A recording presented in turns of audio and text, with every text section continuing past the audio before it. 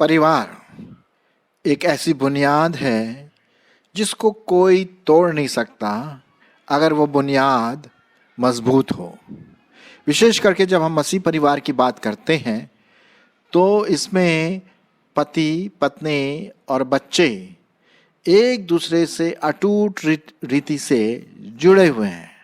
अगर वो प्रभु में एक हैं, प्रभु में मजबूत हैं, वचन में मजबूत है, तो कोई ऐसी शक्ति नहीं है जो उन्हें तोड़कर अलग करे। आजकल शैतान परिवार को तोड़ने में लगा हुआ है, जबकि चर्च, कलीसिया उसको जोड़ने में लगी। प्रभु चाहता है कि हमारे कलीसिया और परिवार एकजुट रहें, और कभी कभी इसमें परेशानी आती है। मैं आज आपके सामने हमारा परिवार, जो विशेष करके जो मैं बात बताना मांगता हूँ, हमारा परिवार हमेशा क्या करेगा? हमेशा। चलिए आज हम उसी के बारे में बात करते हैं। हमारा परिवार हमेशा क्या करेगा? इससे पहले कि मैं आगे बढ़ूं, मैं बताना मांगता हूं कि इसके 2 भाग हैं। आज हम इसका भाग 1, एपिसोड 1, और इसके बाद आने वाला भाग 2 हम देखेंगे, एपिसोड नंबर 2। सो दोनों को आप सुनना ना भूलें। विशेष करके माता पिता और बच्चे भी अगर सुनते हैं तो अपने माँ बाप को इसके बारे में बताएं, क्योंकि ये बहुत ज़रूरी है। हमारा परिवार हमेशा क्या करेगा?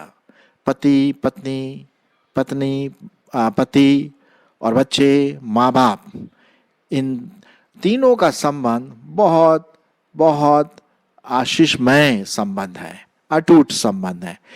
पहली बात हम देखेंगे कि हमारा परिवार हमेशा एक दूसरे से प्रेम रखेगा। क्या करेगा? एक दूसरे से प्रेम रखेगा। और इसी से संबंधित कुछ बाइबल के पदों को मैं आपके सामने पढ़ूंगा। पाया जाता है पहला पत्रस और उसका पहला अध्याय 22 पद। पहला पत्रस उसका पहला अध्याय और 22 पद। अतः जबकि तुमने भाईचारे के निष्कपट प्रेम के निमित्त सत्य के मानने से अपने मनों को पवित्र किया है, तो तन मन लगाकर एक दूसरे से अधिक प्रेम रखो। और ये सिर्फ कलीसिया के लिए नहीं है, ये हमारे परिवार में विशेष करके माँ बाप, पति पत्नी और बच्चे, कि हम एक दूसरे के प्रेम में जकड़े रहें, जकड़ जाएं। ये यहाँ पर बात बताता है। आप तो पहला कोरिन्थियों 13 तो जानते ही होंगे, जो कि पूरा प्रेम का चैप्टर है। मसीही प्रेम, अगापे प्रेम, बलिदान वाला प्रेम, ये प्रेम एक दूसरे को जोड़ता है। तो हमारे परिवार में हमेशा हम एक दूसरे के प्रेम में लिपटे रहें, क्योंकि प्रेम ही वो कसौटी है जिस पर हम सबों का जड़ पकड़ा हुआ है। मैं और कुछ पदों को आपके सामने पढ़ूंगा, और वो है पहला यूहन्ना और उसका 4 अध्याय और 7 पद। पहला यूहन्ना उसका 4 अध्याय 7 पद। यहाँ इस प्रकार से लिखा हुआ है, प्रियो, हम आपस में प्रेम रखें। हम क्या करें? आपस में प्रेम रखें, क्योंकि प्रेम परमेश्वर से है, और जो कोई प्रेम करता है वो परमेश्वर से जन्मा है और परमेश्वर को जानता है। 8वां पद, जो प्रेम नहीं रखता वो परमेश्वर को नहीं जानता है, क्योंकि परमेश्वर प्रेम है। तो यहाँ पर हम देखते हैं कि पति पत्नी के लिए अत्यंत आवश्यक है कि वो पति अपने पत्नी से अपने शरीर के समान, अपनी जान के समान प्रेम रखे। बलिदान वाला प्रेम। हो सकता है कभी कभी ऐसा मन ना करे, लेकिन हमारी जो मनसा है, हमारी जो अंतरात्मा है, उससे दिल से हम प्रेम करें। और अगर कभी कुछ ऐसी बात हो जाती है, झुंझलाहट या पाप आ जाता है, शाम होने तक एक दूसरे से प्रेम की बातें करें। मेरी ऐसी कोशिश रहती है, कभी कभी मेरे साथ भी ऐसा होता है, लेकिन मैं परमेश्वर का धन्यवाद देता हूँ कि शाम तक हम मिल जाते हैं। प्रेम बहुत ज़रूरी है। और इसके साथ साथ एक जो पद मैं जो आपके सामने पढ़ना मांगता हूं, जो कि लिखा गया है इफिसियों की पत्री और उसका 5 अध्याय और उसका 25 पद। हे पतियों, अपनी अपनी पत्नी से प्रेम रखो, जैसा मसीह ने भी कलीसिया से प्रेम करके अपने आप को उसके लिए क्या कर दिया, दे दिया। तो यहां पर हम देखते हैं कि परमेश्वर चाहता है कि पति पत्नी राइट फ्रॉम द बिगिनिंग, शुरुआत से ही एक दूसरे से बिना स्वार्थ के प्रेम रखें। पति पत्नी से, पत्नी पति से, और माँ बाप बच्चों से। हाँ, पहली बात। फिर हमेशा हमारा परिवार क्या करेगा, एक दूसरे के लिए प्रार्थना करेगा। पहला हमने देखा एक दूसरे से प्रेम रखेंगे, पति पत्नी और माँ बाप और बच्चे, बच्चे और माँ बाप। दूसरी बात हम देखते हैं कि हमारा परिवार हमेशा, ये आपको प्रण करना है, ये आपको प्रण करना है। इतना आसान नहीं है, लेकिन हमें प्रण करना है। ऑलराइट, हमारा परिवार हमेशा एक दूसरे के लिए क्या करेगा, प्रार्थना करेगा। मैं आपके लिए पढ़ देता हूं, फिलिपियों उसका पहला अध्याय 3 और 4 पद। फिलिपियों पहला अध्याय 3 और 4 पद। और क्या लिखा हुआ है, मैं जब जब तुम्हें स्मरण करता हूं तब तब अपने परमेश्वर का धन्यवाद करता हूं, और जब कभी तुम सबके लिए विनती करता हूं तो सदा आनंद के साथ विनती करता हूं। कितनी अच्छी बात यहाँ पर परमेश्वर के वचन में बड़े साफ रीति से लिखी गई है ना। तो हमें एक दूसरे के लिए, पति अपने पत्नी के लिए प्रार्थना करें, पत्नी अपने पति के लिए प्रार्थना करें, पति पत्नी अपने बच्चों के लिए प्रार्थना करें, और बच्चे भी अपने मम्मी डैडी के लिए प्रार्थना करें। हाँ, यही तो है मसीही परिवार जिसे हम कहते हैं। तभी उसमें खुशी आएगी, तभी उसमें आनंद आएगा, प्रभु का आनंद। और ये पति पत्नी और बच्चे एक साथ जुड़े रहेंगे, कोई उन्हें अलग नहीं कर सकता। याकूब की पत्री और उसका 5 अध्याय 16 पद। याकूब उसका 5 अध्याय 16 पद, क्या लिखा हुआ है, इसलिए तुम आपस में एक दूसरे के सामने अपने अपने पापों को मान लो और एक दूसरे के लिए प्रार्थना करो, जिससे चंगे हो जाओ। धर्मी जन की प्रार्थना के प्रभाव से बहुत कुछ हो सकता है। तो मेरे प्रियो, मेरे भाई बहनों, और जो पति पत्नी हैं और बच्चे भी, हम एक दूसरे के लिए प्रार्थना करें। अपने परिवार है, हमारा परिवार हमेशा एक दूसरे के लिए क्या करे, प्रार्थना करें। आशा है कि आप इस बात को समझ रहे हैं। ये हमारा जो प्रण है, जैसे कि आप देख रहे हैं यहाँ पर जो हमारा आज का शीर्षक है, हमारा परिवार हमेशा हमेशा क्या करेगा, एक दूसरे से प्रेम करेगा, एक दूसरे के लिए प्रार्थना करेगा। और भी दूसरे पद हैं, यदि आप लिख रहे हैं तो आप लिख लीजिए। पहला तिमोथी उसका 2 अध्याय पहला पद, इब्रानियों उसका 13 अध्याय और 7 पद। ठीक है। तीसरी बात, हमारा परिवार हमेशा सच बोलेगा। क्या बोलेगा, सच बोलेगा। पति अपने पत्नी से सच बोलेगा, पत्नी अपने पति से सच बोलेगी, माँ बाप अपने बच्चों से सच बोलेंगे और बच्चे माँ बाप से सच बोलेंगे। कितनी बढ़िया प्रॉमिस है ना, कितनी बढ़िया प्रण है। हम ये ले सकते हैं, सच बोलें। कुछ पदों को इसी से संबंधित मैं आपके सामने पढ़ूंगा। इफिसियों 4:25, इफिसियों की पत्री और उसका 4 अध्याय और उसका 25 पद। क्या लिखा हुआ, इस कारण झूठ बोलना छोड़कर हर एक अपने पड़ोसी से सच बोले, क्योंकि हम आपस में एक दूसरे के क्या हैं, आपस में एक दूसरे के अंग हैं। हाँ, तो हम क्यों एक दूसरे अंग से झूठ बोले। और 24 पद में लिखा हुआ है, नए मनुष्यत्व को पहन लो, जो मनुष्य परमेश्वर के अनुसार सत्य की धार्मिकता और पवित्रता में सृजा गया है। तो हम किसी बात को हम न छुपाएं अपने पत्नी से, सच सच बोले। अगर कुछ गलत भी है वो भी सच बोले ना। हम अपनी किसी बात को, कुछ ऐसी बात हो गई जो जिससे पति थोड़ा सा नाराज हो सकता है, कोई बात नहीं, होगा नाराज, लेकिन पति को ये विश्वास होगा कि भाई मेरी पत्नी सच बोल रही है, उससे उसको खुशी होगी। मेरे बच्चे मेरे साथ सच बोल रहे हैं, मैं अपने बच्चों के साथ सच बोल रहा हूँ, बोल रही हूँ।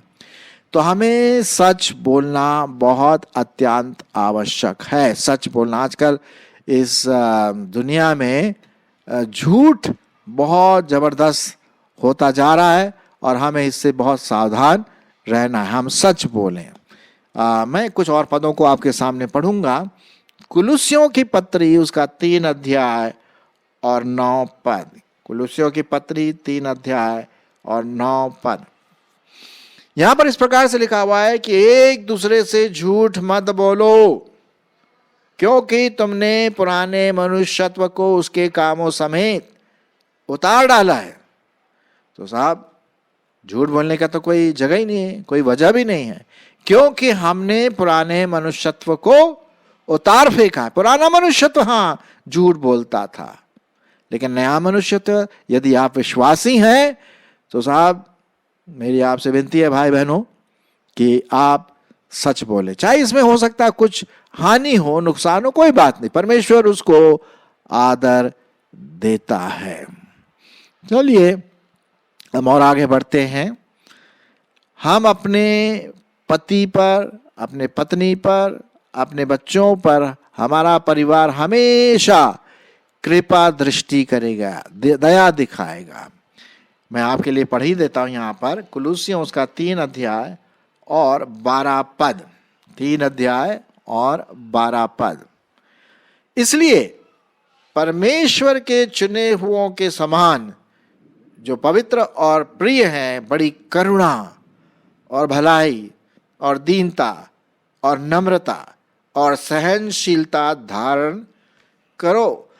साफ रीति से यहां पर लिखा हुआ है कि हम अपने स्पाउस के प्रति, पत्नी के प्रति, पति के प्रति, बच्चों के प्रति कृपा दृष्टि, करुणा, भलाई, दीनता, नम्रता और सहनशीलता धारण करें, क्योंकि हम परमेश्वर के चुने हुए हैं ना। ऐसे वैसे नहीं है, 3rd क्लास सिटीजन नहीं है हम लोग। जो प्रभु के लोग हैं वो 1st क्लास सिटीजन है, वेरी वेरी इंपॉर्टेंट पर्सन। आप अगर आप प्रभु के हैं, आप बहुत इंपॉर्टेंट, बहुत महत्वपूर्ण पर्सन है परमेश्वर की दृष्टि में और लोगों की दृष्टि में भी, क्यों नहीं, है ना, जो आपको जानते हैं। तो आइए, हमारा परिवार हमेशा दया दिखाएगा, करुणा दिखाएगा, भलाई करेगा और क्या बोलते हैं, नम्र होगा, और कभी कभी सहनशीलता भी करना पड़ता है। ये कृपा दृष्टि है अपने परिवार पर। जी हाँ, विशेष करके हमारे बच्चों पर हमें कृपा दृष्टि करना है। फिर उसके बाद हम देखते हैं, हमारा परिवार हमेशा आनंद, खुशी, जॉय देने में पहला होगा। हाँ, पहला होगा, यही तो बात है। क्या है? आनंद, खुशी और जॉय, वो पहला होगा। मैं आपके लिए पढ़ देता हूं कुछ पदों को। फिलेमोन उसका 1 अध्याय और 7 पद। फिलेमोन उसका 1 अध्याय और 7 पद। क्योंकि हे भाई, मुझे तेरे प्रेम से बहुत आनंद और शांति मिलती है, इसलिए कि तेरे द्वारा पवित्र लोगों के मन हरे भरे हो जाते हैं। वाह वाह वाह वाह। हम लोग इंग्लिश में क्या बोलते हैं? गार्डन गार्डन है। हालांकि गार्डन गार्डन तो हरा भरा होता है, लेकिन हम लोग इस्तेमाल नहीं करते। हरा भरा कैसे हरा भरा होता है? जब हम एक दूसरे को आनंद देते हैं, खुशी देते हैं। ये नहीं चिड़चिड़ापन, गुस्सा, हाँ इधर सामान फेंक, उधर सामान फेंक, ये मसीह परिवार नहीं है। नहीं नहीं नहीं नहीं, ये नहीं है।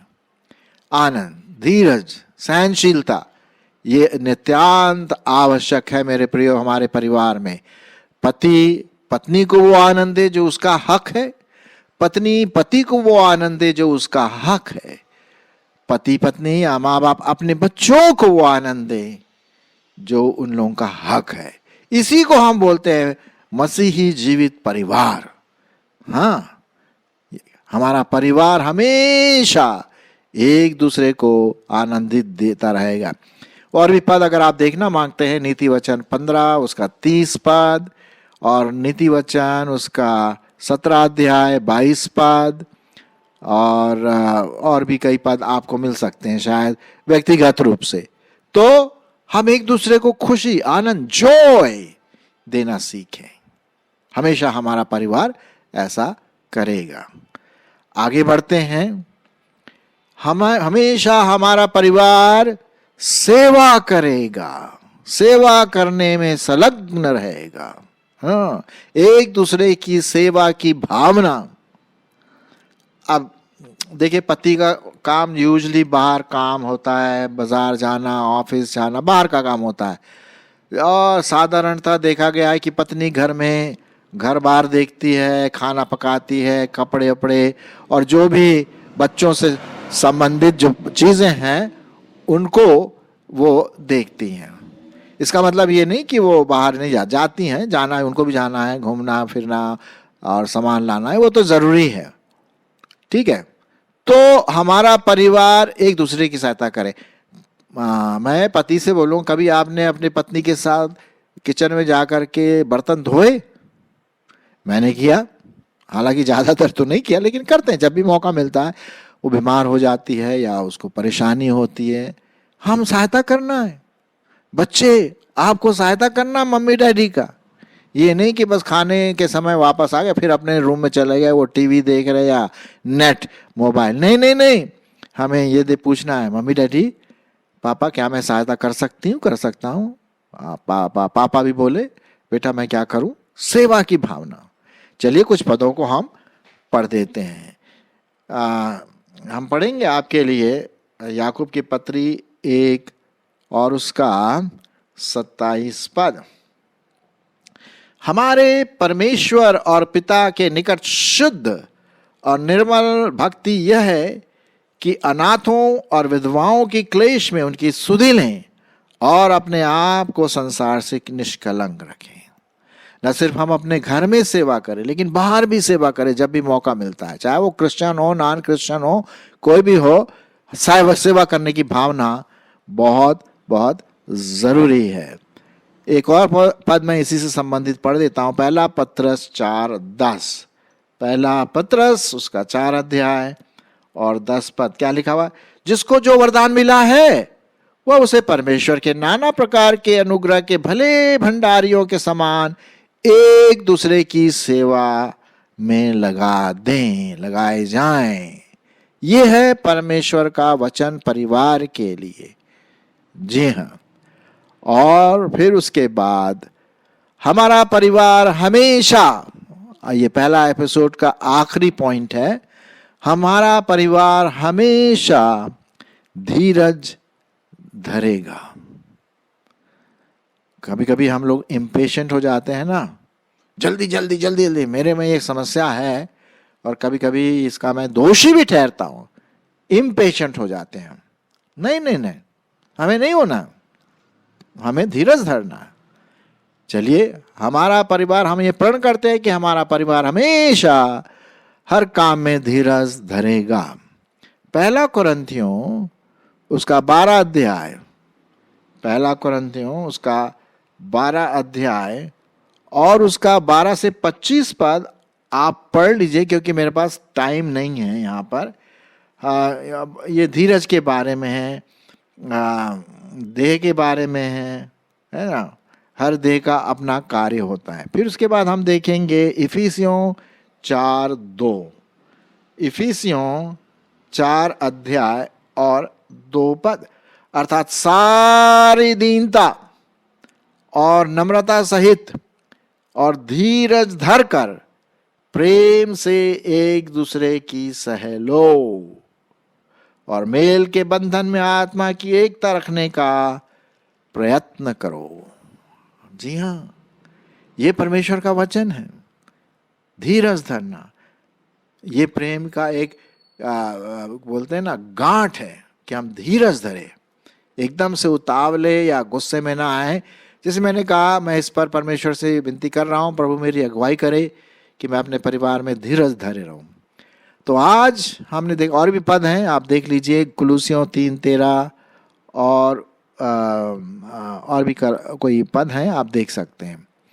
आज हमने देखा पहले एपिसोड में, इसका दूसरा एपिसोड आने वाला इसके बाद, पहले एपिसोड में कि हमारा परिवार हमेशा एक दूसरे से प्रेम रखेगा, एक दूसरे के लिए प्रार्थना करेगा, एक दूसरे के ऊपर कृपा दृष्टि करेगा, एक दूसरे को आनंद देगा, एक दूसरे की सेवा करेगा, और हमारा परिवार हमेशा धीरज धरेगा एक दूसरे के प्रति। आइए, क्या हम इस प्रण के द्वारा अपने मसीही परिवार को और अच्छा बनाएं क्या? चलिए, आशा है कि आपका उत्तर होगा जी हाँ। जरूर इसका दूसरा एपिसोड भी सुनिए, क्योंकि आगे और भी बहुत कुछ है।